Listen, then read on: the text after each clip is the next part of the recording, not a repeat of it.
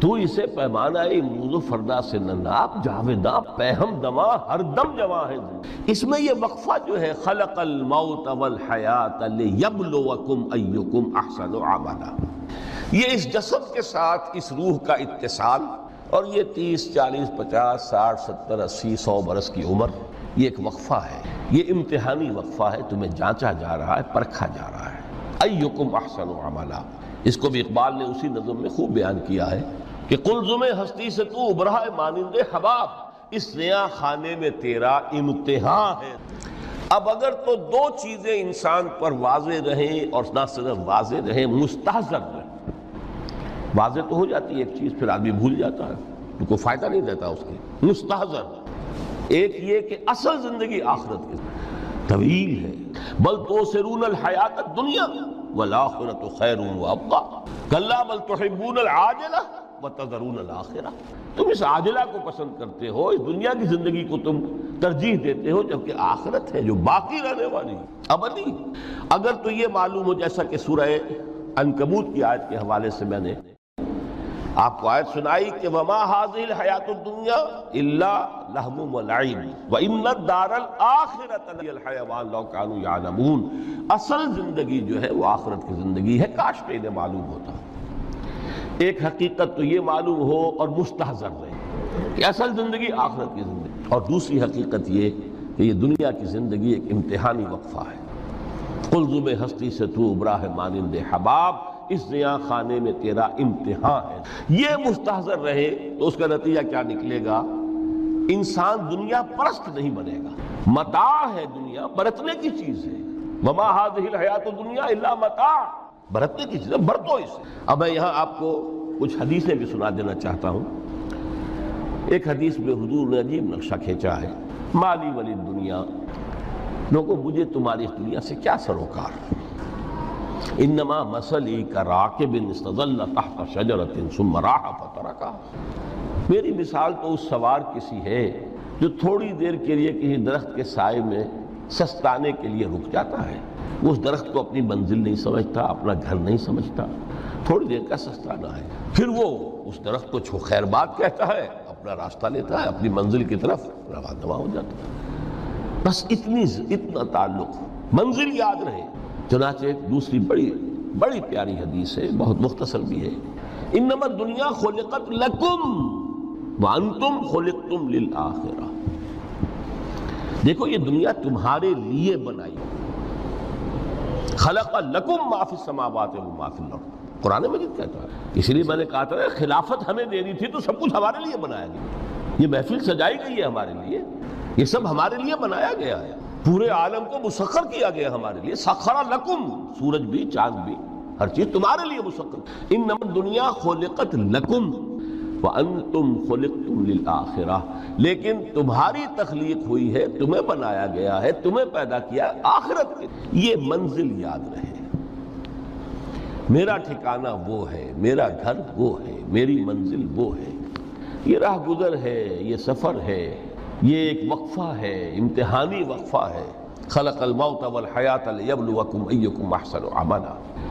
لیکن اب تیسری حدیث سنیے، اور یہ ہے وہ کہ جو اس دنیا کو، جو میں نے شروع میں کہا تھا، بڑی ٹھوس حقیقت ہے، یہ اللہ کی تخلیق ہے، سنجیدہ تخلیق ہے، ہم نے کوئی کھیل کود کے لیے تو نہیں بنایا ہے۔ ربنا ما خلقت ھذا باطلا، حضور فرماتے ہیں الدنیا مزرعۃ الآخرہ، دنیا آخرت کی کھیتی، یہاں بوؤ گے تو وہاں کاٹو گے، یہاں بوؤ گے نہیں تو کاٹو گے کیا خاک؟ اس اعتبار سے غور کیجئے، یہ دنیا اور حیات دنیاوی کا ایک ایک لمحہ ایک بڑی عظیم حقیقت بن کر سکتا، ہماری حیات دنیاوی کا ایک ایک لمحہ ابدی ہے پوٹینشلی، کیوں کہ اس میں جو کچھ ہم کما رہے ہیں اس کے نتائج ابدی زندگی پر پھیلے ہوئے ملیں گے۔ تو گویا کہ یہ جو ہے، یہ گھڑی محشر کی ہے، طور سے محشر میں ہے، بیشتر غافل عمل کوئی اگر دفتر میں ہے، یہاں کا ایک ایک لمحہ تمہارے لیے بہت قیمتی ہے، یہاں بو محنت کرو، کاشت کرو تاکہ وہاں کاٹ سکو۔ الدنیا مزرعۃ الآخرہ۔ اب دیکھیے یہ جو انداز ہے قرآن کا، وما الحیات الدنیا الا متاع الغرور، جو ہماری گفتگو کا عنوان ہے، اس کے دو نتیجے نکلتے ہیں عملاً۔ ایک نتیجہ جو صحیح ہے، جو قرآن نکالنا چاہتا ہے، جس کی طرف اسلام رہنمائی کرتا ہے، ایک ہے بالکل منفی نتیجہ جس کی اسلام نفی کرتا ہے۔ وہ منفی نتیجہ کیا ہے؟ دنیا دھوکے کی ٹٹی ہے، چھوڑو گھر گھرستی کو، دفع کرو، رب سے لو لگانی ہے۔ یہ شادی کر کے اور گھر گھرستی کا کھکیڑ مول لینا، کہاں ایک پیٹ کا پالنا، کہاں 10 پیٹ لگ جائے پیچھے، اسی میں آدمی جو ہے گم ہو کر رہ جاتا ہے۔ لہذا گھر گھرستی کو چھوڑو، تجدد کی زندگی گزارو۔ پھر یہ تمدن ہر جگہ شر ہے، برائی ہے، دھوکہ ہے، فریب ہے، جھوٹ ہے، دفع ہو جاؤ۔ جاؤ کہیں پہاڑوں کی چوٹیوں پر، کہیں غاروں میں، گپھاؤں میں، کہیں جنگلوں میں دھونی روا۔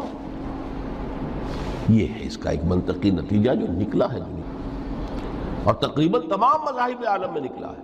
رحمانیت جس کی جس شد و بد کے ساتھ نفی کی ہے محمد رسول اللہ صلی اللہ علیہ وسلم، لا رحمانیت فی الاسلام، اسلام میں کوئی رحمانیت نہیں، نفی ہے، مکمل نفی، لا رحمانیت۔ فرمایا کہ النکاح من سنتی، یہ میری سنت ہے، میرا طریقہ ہے، گھر گھرستی کی زندگی اختیار کرنا یہ میری سنت ہے۔ 3 صحابہ پر کچھ اسی طرح کا غلبہ ہو گیا تھا۔ صحابہ میں ہر طرح کے لوگ تھے، ان میں وہ لوگ بھی تھے کہ جو بڑے ریشنلسٹ تھے، عقل کے حوالے سے بات سمجھنے والے۔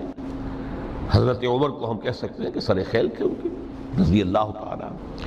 کچھ درویش منش لوگ بھی تھے، کچھ پر یہ تقویٰ کا اور درویشی کا بہت زیادہ غلبہ ہو گیا تھا، مغلوب الحال ہم انہیں کہہ سکتے ہیں۔ حضرت عبداللہ ابن عمرو بن العاص رضی اللہ تعالیٰ عنہما، ایک عجیب سائملٹینیس کنٹراسٹ ہے باپ اور بیٹے میں۔ عمرو بن العاص بہت بڑے سیاستدان، مدبر، عرب نے چوٹی کے جو 3 سیاستدان پیدا کیے ان میں سے ایک عمرو بن العاص ہے، واریر، کانکرر، سیاستدان۔ لیکن عبداللہ ابن عمرو بن العاص بالکل درویش، روزانہ روزہ ساری رات کھڑے ہیں، نہ بیوی سے کوئی سروکار، نہ کسی سے کوئی سروکار۔ حضور کو اطلاع ملی، بلا لیا، جواب طلبی ہو گئی، یا عبداللہ اولا مخبر انک تصوم الدہر وتقوم اللیل، اے عبداللہ مجھے یہ خبر دی گئی ہے تم ساری رات کھڑے رہتے ہو، روزانہ روزہ رکھتے ہو، کیا کہتے ہیں؟ جی حضور ایسا تو ہے۔ لا تفعل، مت کرو ہرگز۔ فإن لنفسك عليك حقا وإن لزوجك عليك حقا وإن لزورك عليك حقا، دیکھو تم پر تمہارے اس جسم کا اور نفس کا بھی حق ہے، اسے آرام بھی دو، اس کی ضروریات بھی پوری کرو، اس کی دیکھ بھال بھی کرو، یہ بھی تمہارے پاس امانت ہے اللہ کی۔ پھر تم پر تمہاری بیوی کا حق ہے۔ کسی صحابی نے دیکھا تھا حضرت عبداللہ ابن عمرو بن العاص کی بیوی کو کہ وہ بالکل جیسے کہ میلی کچیلی حالت میں تھی، پوچھا ہی کیا حال بنا رکھا؟ ان کا کہ آپ کے دوست کو تو کوئی غرض ہے ہی نہیں سرے سے، ظاہر بات ہے کہ مسلمان بیوی اور کس کے لیے وہ سنگھار کرے گی جب شوہر ہی کو کوئی دلچسپی نہ ہو، صرف سے غرض ہی نہ۔ لا تفعل، رات کو سو بھی، دیکھو مجھے میں رات کو سوتا بھی ہوں، نماز پڑھتا بھی ہوں، میں روزے رکھتا بھی ہوں، نازے بھی کرتا ہوں، دیکھو زیادہ سے زیادہ ہفتے میں 2 دن روزے رکھ لیا کرو کہ حضور مجھے اور تھوڑی سی اجازت، اچھا 1 دن ناغا، 1 دن روز، صوم داؤد اس سے آگے کی جائے۔ اسی طرح 3 حضرات سراسراہتن آتا ہے حدیث میں، بخاری شریف کی روایت ہے، ان پر بھی کوئی ایسا ہی غلبہ ہوا رحمانیت کا اور ترک دنیا کا۔ انہوں نے آ کے ازواج مطہرات سے معلوم کیا آپ کتنی رات نماز پڑھتے ہیں، کتنا دو سوتے ہیں، مہینے میں کتنے آپ روزے رکھتے ہیں نفلی۔ انہوں نے کوئی، وہاں تو کھلی کتاب تھی سیرت محمد صلی اللہ علیہ وسلم، جو کچھ تھی حقیقت بیان کر۔ اب دیکھیے ایک عجیب ذہنیت، انہوں نے دیکھا کہ یہ تو کم ہے، ان کے اندازے کے اعتبار سے تو بہت کم ہے، لیکن یہ کہ اپنے آپ کو ذرا تسلی، حضور کی تو کوئی ضرورت نہیں ہے، آپ تو معصوم ہیں، آپ کا سے گناہ نہیں ہوا، کوئی خطا نہیں ہوئی، آپ کے لیے تو یہ اتنی عبادت ہمارے لیے تو کافی نہیں ہے، ہم تو گناہ گار ہیں۔ ایک نے عہد کیا کہ میں کبھی نہیں سوؤں گا، رات بھر کھڑا رہوں گا۔ دوسرے نے کہا کبھی ناغا نہیں کروں گا، ہر روز روزہ رکھوں گا۔ تیسرے نے کہا میں شادی بیاہ کے کھکیڑ میں پڑوں گا۔ حضور کو اطلاع مل گئی، طلب فرمایا، ڈانٹا، آپ لوگوں نے یہ کہا ہے؟ جی ہاں ہم نے کہا تو ہے۔ واللہ، خدا کی قسم، میں تم میں سب سے بڑھ کر متقی ہوں، لیکن میں رات کو سوتا بھی ہوں اور نماز بھی پڑھتا ہوں، روزے رکھتا بھی ہوں، ناغے بھی کرتا ہوں، میری گھر گرستی کی زندگی ہے، میری بیویاں ہیں۔ من رغب عن سنتی فلیس منی، یہ ٹکڑا جو جوڑ دیا جاتا ہے نکاح کے خطبے میں اس حدیث کے ٹکڑے کے ساتھ، یہ دو علیحدہ حدیث ہے بالکل، النکاح من سنتی، اور یہ ٹکڑا اس طویل حدیث کا ہے، من رغب عن سنتی فلیس منی، جو میری سنت کو پسند نہیں کرتا پھر اس کا مجھ سے کوئی تعلق۔ یہ تو میں نے احادیث کے حوالے سے آپ کو وہ جو منفی طرز عمل، گریز، دنیا سے تعلق منقطع کرنا، پسپائی، گریز، فرار، اور اس کا نتیجہ کیا نکلتا ہے کہ دنیا پھر شریروں کے لیے رہ گئی، کھیلیں کودیں عیش کریں۔ جو سلیم الفطرت نیک لوگ تھے وہ تو گئے، لہذا ان کو اب کوئی روک ٹوک کرنے والا ہی نہیں، کوئی پوچھنے تاشنے والا نہیں، ظالم جو چاہیں ظلم کریں اور جس طرح چاہیں شریر جو ہے شرارتیں کریں۔ قرآن مجید میں سورہ حدید اس اعتبار سے نہایت عظیم صورت ہے، نہایت عظیم، کہ وہاں یہ آیت بھی بہت ہی شاندار انداز میں آئی، متاع الغرور والی، خاصی طویل آیت بن کر آئی ہے، اور جیسا کہ میں نے عرض کیا 4 جگہ تو حیات دنیاوی کو کہا گیا ہے صرف لہو و لعب یا لعب و لہو، لیکن یہاں جو ہے آیت نمبر 20، اعلموا انما الحیات الدنیا لعب و لہو و زینت و تفاخر بینکم وتکاثر فی الاموال والاولاد۔ 5 الفاظ کے حوالے سے اس حیات دنیاوی کے کچھ حقائق بیان کیے، عام طور پر سرسری طور پر لوگ گزر گئے ہیں، محاورتاً جب بھی آتا ہے معاملہ لہو لعب، لعب و لہو، وہ تو 4 جگہ ہے، یہاں 3 الفاظ مزید آئے ہیں، اور ترکیب کیا، پہلے لعب ہے پھر لہو ہے۔ سورہ عنکبوت میں لہو و لعب یہ در حقیقت ایک طرح سے محاورے کی شکل اختیار کر گیا، تماشا اور کھیل، لیکن نہیں، یہاں ترتیب کچھ اور ہے۔ اس پر اگر آپ غور کریں گے تو یہ ایک عجیب سا نقشہ سامنے آتا ہے، حیات دنیاوی کے 5 ادوار، جن میں سے ہر دور میں ایک شے انتہائی اہم ہوتی ہے، توجہ کا مرکز بنی۔ ابتدائی دور ہے، بالکل بچہ بھی ہے، کھیل، بس لعب، اس کے سوا اسے کوئی زندگی سے سروکاری نہیں، زندگی کے تلخ حقائق ابھی اسے معلوم نہیں، بھوک لگی تو رو پڑے، ماں نے دودھ پلانا ہے، کھلانا ہے، ان سے تو کچھ نہیں کرنا اس نے، وہ لعب، کھیل۔ لیکن تھوڑا سا آگے چلتے ہیں، ٹین ایجر سٹیج میں جب داخل ہوتا ہے آدمی تو اب وہ نرا کھیل، معصومانہ کھیل نہیں رہتا، اس میں تلذذ، سینشول گریٹیفیکیشن کا عنصر شامل ہو جاتا ہے۔ اب اس نے کہا لہو، اعلموا انما الحیات الدنیا لعب و لہو۔ ذرا آگے بڑھئے تو انسان پر سب سے زیادہ دھن سوار ہو جاتی ہے، بناؤ سنگھار، میرا لباس فیشن کے مطابق ہو، کہیں ایسا نہ ہو مذاق اڑے، اپنے لباس کے بارے میں بہت کانشیس ہوگا، اپنے ہیئر کٹ کے بارے میں بہت کانشیس ہوگا، ہر چیز کے بارے میں بہت کانشیس، زینت، بناؤ سنگھار، آرائش، زیبائش۔ اس سے ذرا آگے گئے، تکاثر فی الاموال والأولاد، تفاخر میں، یہ سمجھئے کہ تقریباً 30 برس کی عمر جب انسان کی ہوتی ہے، اب فخر، تفاخر، یا دولت پر فخر ہوگا، یا نسب پر فخر ہوگا، یا اپنی کسی سیاسی حیثیت پر فخر ہوگا، اپنی چودراہٹ پر فخر ہوگا، تفاخر، جس میں جان میں چونکہ توانائی ہوتی ہے، قوت ہوتی ہے۔ لیکن اس کے بعد جب عمر ڈھلی، بڑا ریئلسٹک ہو جاتا ہے انسان۔ پھر یہ جو 4تھی سٹیج تھی، اس میں تو یہ کہ مونچھ نیچی نہ ہو، چاہے سب کچھ میں اپنا خرچ کر دوں، داؤ پہ لگا دوں، لیکن مونچھ نیچی نہیں ہوگی۔ آخری سٹیج وہ ہوتی ہے کہ پھر ہوکا لگ جاتا ہے آدمی کو، تکاثر فی الاموال والاولاد، مال اور اولاد کی کثرت، کثرت، کثرت۔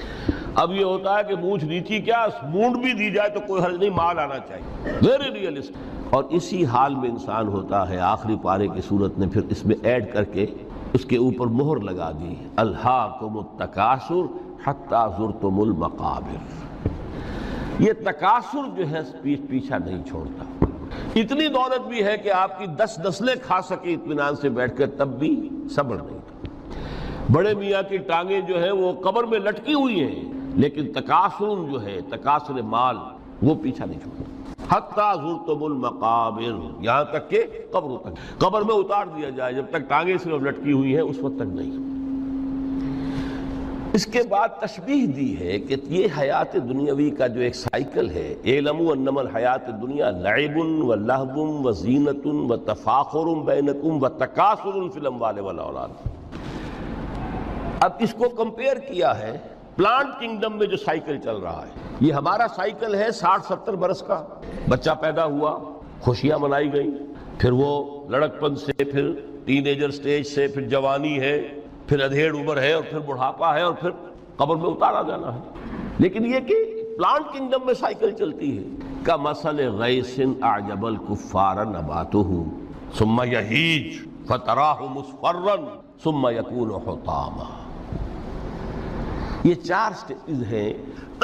جیسے بارش برستی ہے تو سبزہ نمودار ہوتا ہے، اور کاشتکار کو بڑا اچھا لگتا ہے، اس نے بیج بویا تھا، اس نے محنت کی تھی، اس نے ہل چلایا تھا، اعجب الکفار نباتہ، اس کو بہت اچھا لگتا ہے، دل باغ باغ ہو جاتا ہے۔ جیسے آپ کے یہاں بیٹا ہوا، پوتا ہوا، خوشیاں مناتے ہیں آپ۔ کمثل غیث اعجب الکفار نباتہ ثم یہیج، پھر وہ فصل اپنی پوری قوت کو پہنچتی، فصل لہرا رہی ہے، فتراہ مصفرا، پھر وہ زرد ہو جاتی ہے، وہ ہریاول اب ختم ہوئی، اب فصل پک گئی ہے، اب وہ زردی پر آ گئی ہے۔ ثم یکون حطاما، پھر وقت آتا ہے، اگر وہ خضرو گھاس ہے تو پھر وہ چورا چورا ہو کر پھر وہ مٹی میں مل جاتی ہے، اور اگر فصل ہے تو کھیتی کٹ گئی، اس کے بعد کیا رہ گیا وہاں، وہ چورا ہی رہ جاتا ہے باقی۔ یہ لائف کا سائیکل چل رہا ہے، 3 مہینے کا ہو، 4 مہینے کا ہو، یہ ہے پلانٹ کنگڈم کا، وہ ہے سائیکل انسانی زندگی۔ اب فرمائی ٹیپ کی بات جو ہے، وَفِي الْآخِرَةِ عَذَابٌ شَدِيدٌ وَمَغْفِرَةٌ مِّنَ اللَّهِ۔ دیکھو دنیا کی زندگی تو ان سٹیجز سے ہو کر گزر ہی جانا، جو پیدا ہوا ہے اس پر بڑھاپا بھی آئے گا، موت بھی۔ کل نفس ذائقۃ الموت، جو سورہ آل عمران کی 185ویں آیت کا پہلا جملہ تھا۔ ہر انسان کو جو پیدا ہوا موت آ گئی۔ اب یہ ہے کہ وہ کہیں آپ نے محل میں گزار لی زندگی، کسی کٹیا میں گزار لی زندگی، کسی کی فٹ پاتھ پر گزر گئی زندگی، زندگی گزر جاتی ہے، گزرتی ہے، اور ان 5 سٹیجز میں سے ہو کر گزرتی ہے۔ آپ گندی گلیوں میں بچوں کو کھیلتے ہوئے دیکھتے ہیں، وہ بھی کھیل رہے ہوتے ہیں، نالیوں کے پانی کے اندر کھیل رہے ہوتے ہیں، ان کا بھی کھیل ہے، گندے جوہڑ میں کھیل رہے ہوتے ہیں، وہ تو ہے زندگی کی وہ سٹیج جو ہے کھیل کی ہے۔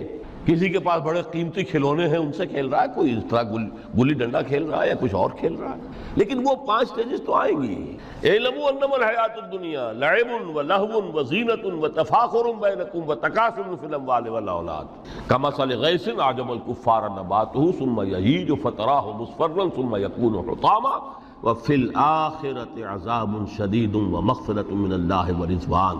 آخرت میں جا کر یہ بائیفرکیشن ہو جانی ہے، یا تو شدید عذاب اور یا اللہ کی مغفرت اور رضا۔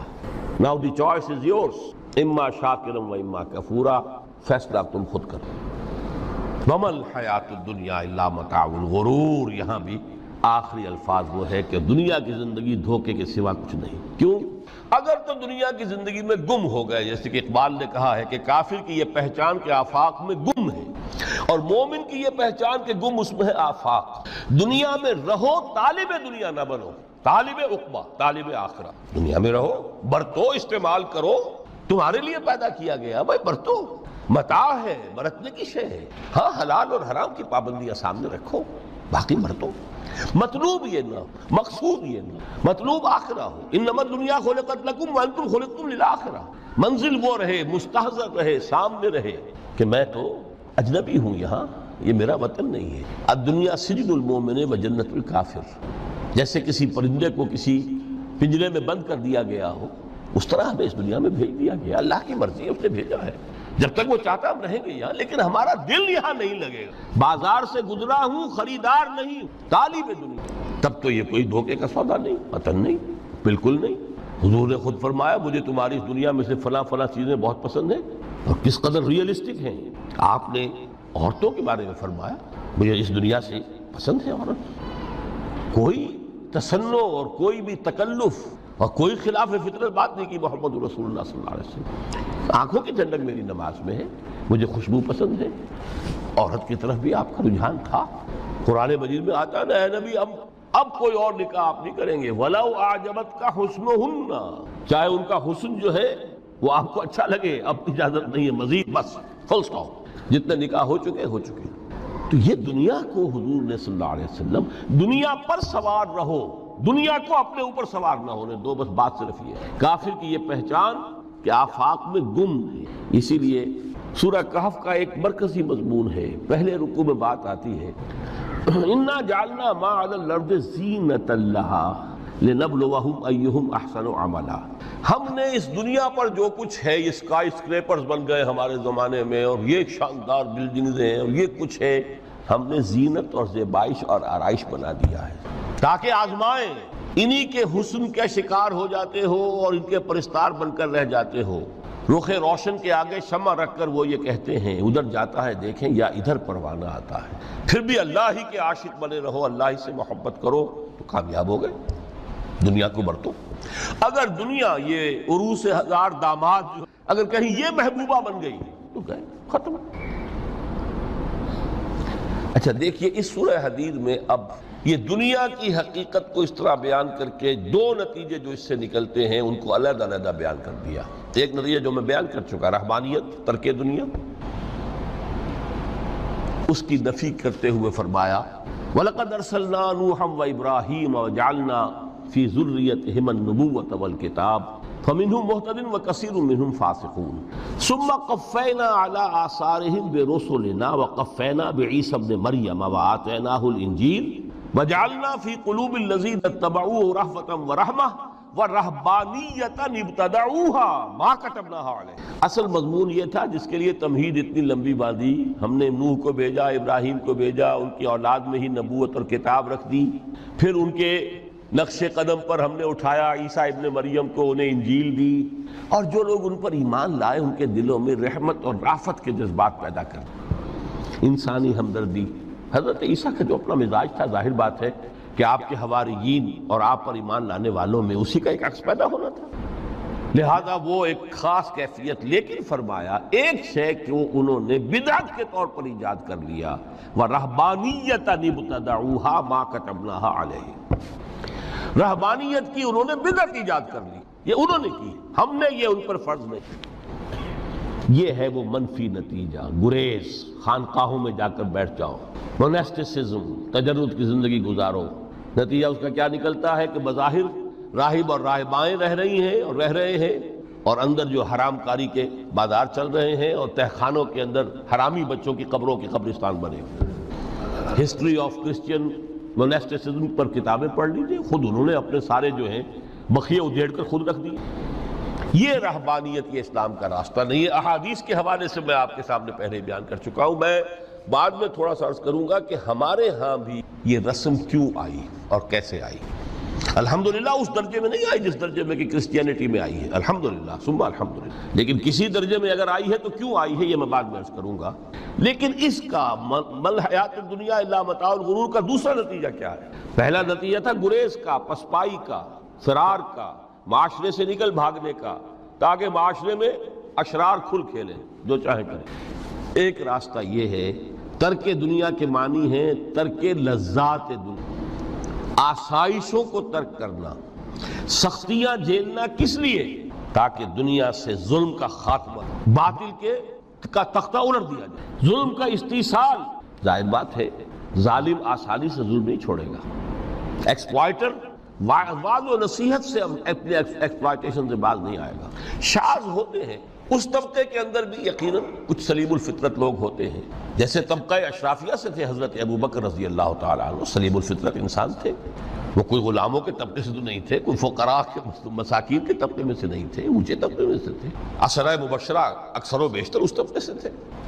لیکن بائی اینڈ لارج وہ جو طبقہ ہوتا ہے، یا تو وہ اپنے جبر اور استبداد کا تخت جو ہے جما کر بیٹھا ہوا لوگوں کی گردنوں کے اوپر، پولیٹیکل ریپریشن ہے، یا اکنامک ایکسپلائٹیشن ہے، استحصال، محنت لوگ کریں کھائیں گے ہم، عیش ہم کریں گے، محنت کسان کرے جا کے کھیت میں، ہم لے آئیں گے اپنا حصہ اور عیش کریں گے۔ یا کوئی سوشل ڈسکریمنیشن ہے، یہ اونچا ہے یہ نیچا ہے، یہ تو پیدا ہی ہوا ہے شودر، یہ اس سے نکل ہی نہیں سکتا، اور یہ پیدا ہوا برہمن، یہ تو اونچا ہے۔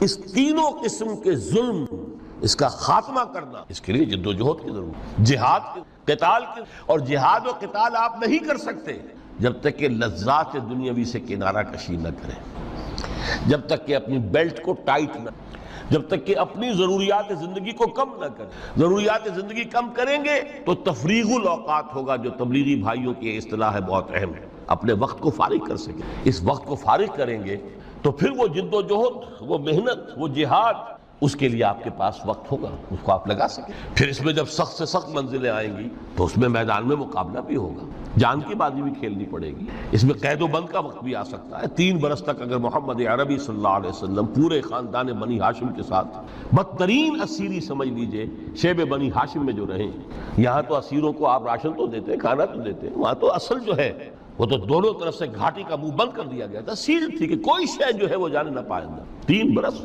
جس میں کہ وہ وقت بھی آیا ہے کہ سوکھے ہوئے چمڑے ابال کر اس کا پانی جو ہے بلکتے ہوئے بچے، پھول جیسے بچے بنی ہاشم، ان کے حلق میں ٹپکایا گیا ہے، اور کچھ نہیں۔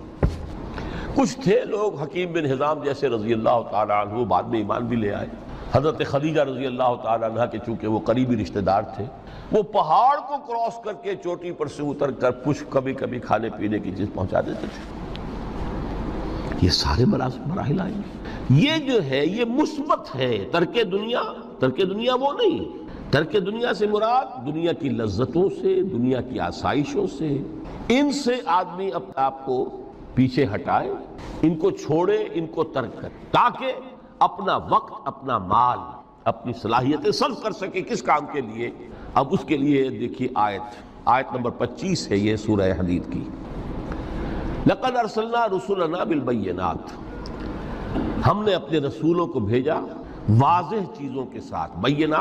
بینہ وہ شے جو از خود ظاہر ہو۔ آفتاب آمد، دلیل آفتاب۔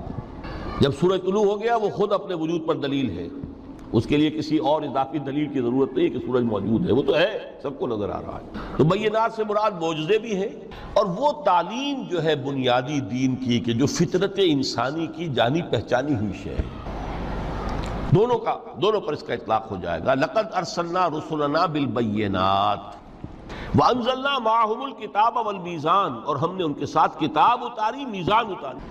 یہ سب کچھ کس لیے کیا؟ لِيَقُومَ النَّاسُ بِالْقِسْطِ، تاکہ لوگ عدل پر قائم ہوں۔ یہ ہے سول آبجیکٹو۔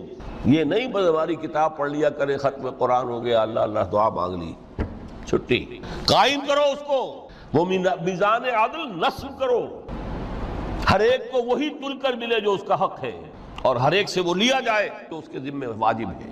اگر یہ نہیں تو بابا پھر سب کہانیاں ہیں، شریعت اور دین اور نماز اور روزہ اور حج کوئی ہے۔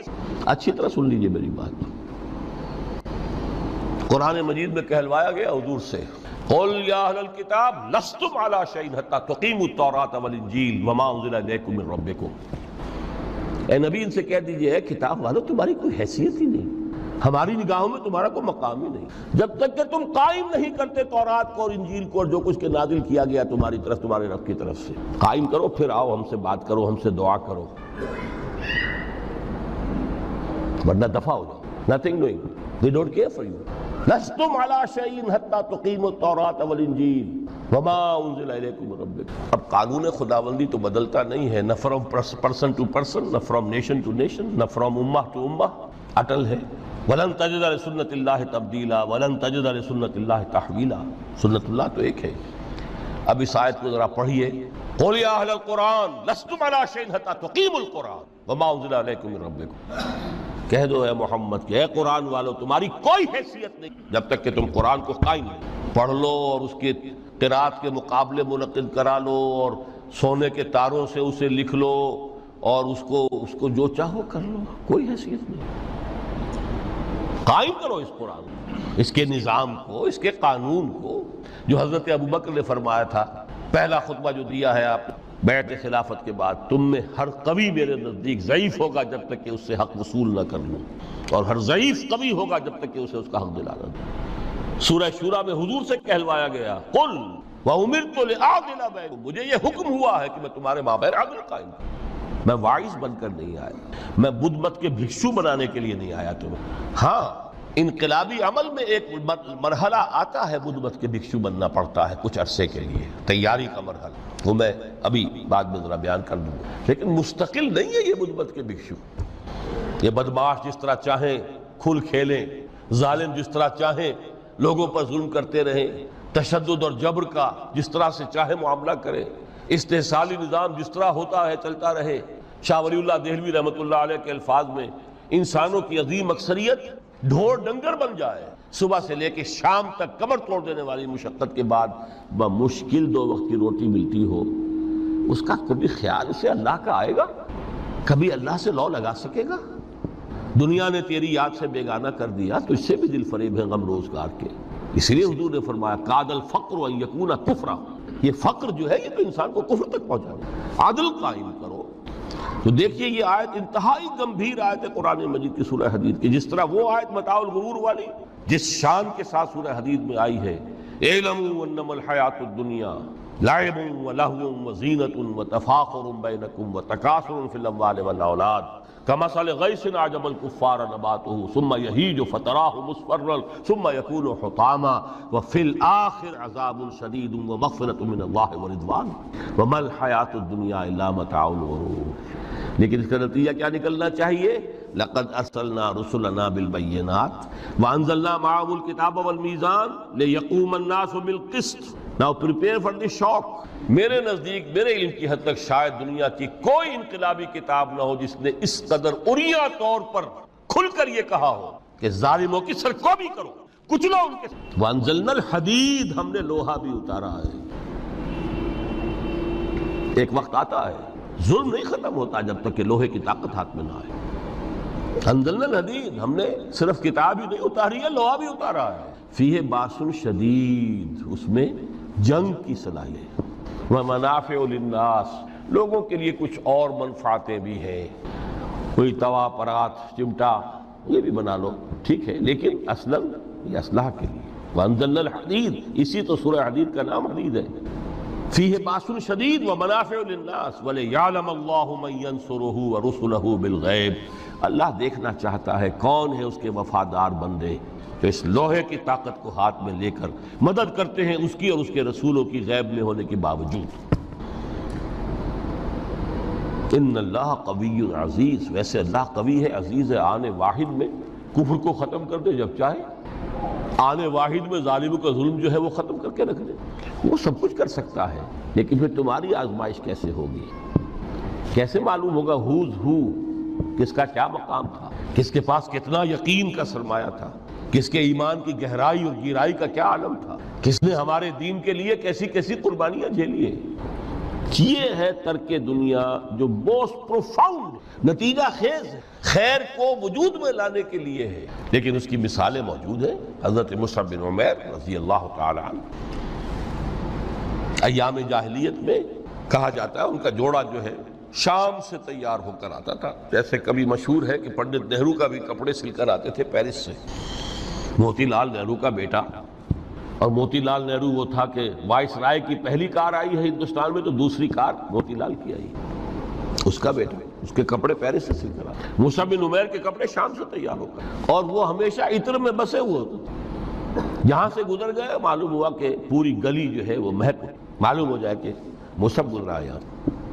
ایمان لائے محمد رسول اللہ پر صلی اللہ علیہ وسلم۔ باپ فوت ہو چکا تھا، اس کی چھوڑی ہوئی دولت تھی، ماں تھی، لیکن وہ خاندان کا نظام، چچا تھا سربراہ، وہ بدترین کافر۔ اس نے پہلے سمجھایا ہوگا 100 طریقے آزما کر، پھر آخری بار اس نے آزمایا کہ جس دولت کے اوپر تم عیش کر رہے ہو یہ تمہارے مشرک باپ کی دولت ہے، نکل جاؤ گھر سے۔ انہوں نے سمجھا تھا جیسے سورہ صافات میں آتا ہے فَأَرَادُوا بِهِ كَيْدًا فَجَعَلْنَاهُمُ الْأَسْفَلِينَ۔ انہوں نے حضرت ابراہیم کے بارے میں سمجھا تھا جب دیکھیں گے کہ آگ تیار ہو رہی ہے اور یہ اس میں مجھے ڈال دیں گے تو سب یہ نشہ حرن ہو جائے گا، یہ توحید وحید سب ہوا ہو جائے گی۔ لیکن ہوا کیا؟ بے خطر کود پڑا آتش نمرود میں عشق، عقل ہے محو تماشائے لبے بامر۔ اس نے تو یہ دھمکی دی تھی کہ دن میں تارے نظر آ جائیں گے مصعب کو، ناز و نام میں پلا ہوا انسان، اسے کہہ دیا جائے نکل جاؤ گھر سے۔ اٹھ کر چلنے لگے، اس کا تیش جو ہے اور اچھا یہ کپڑے بھی اسی مشرک باپ کے ہیں، اتارو ان سب۔ مادر ذات برہنہ ہو کر گھر سے نکلے، مادر ذات۔ پھر وہی ہے کہ جن کے نام قرائے فال بنام من دیوانہ زدند۔ بیعت عقبہ اولیٰ ہوئی ہے، لوگوں نے کہا کہ ہمیں کوئی مقری دیجئے قرآن پڑھانے والا جو ہمیں قرآن پڑھائے۔ حضور نے فرمایا جاؤ مصعب۔ وہ مصعب وہاں جا کر مدینے میں المقری بن گئے، جا المقری، وہ آ رہا پڑھانے والا۔ اور 1 سال کی محنت، دعوت اور تبلیغ اور قرآن کے پڑھانے کے نتیجے میں اگلے سال 75 افراد لا کر حضور کی جھولی میں ڈال دی. یہ مصعب ہے. شہادت ہوئی ہے غزوہ بدر میں. ایک مرتبہ اس سے پہلے کا واقعہ بھی ہے کہ حضور مسجد میں تشریف فرماتے، سامنے سے حضرت مصعب گزرے، ایک پھٹا ہوا سا کمبل جسم کے گرد لپیٹا ہوا. حضور کی آنکھوں میں آنسو آ گئے. از کجا تاب کجا.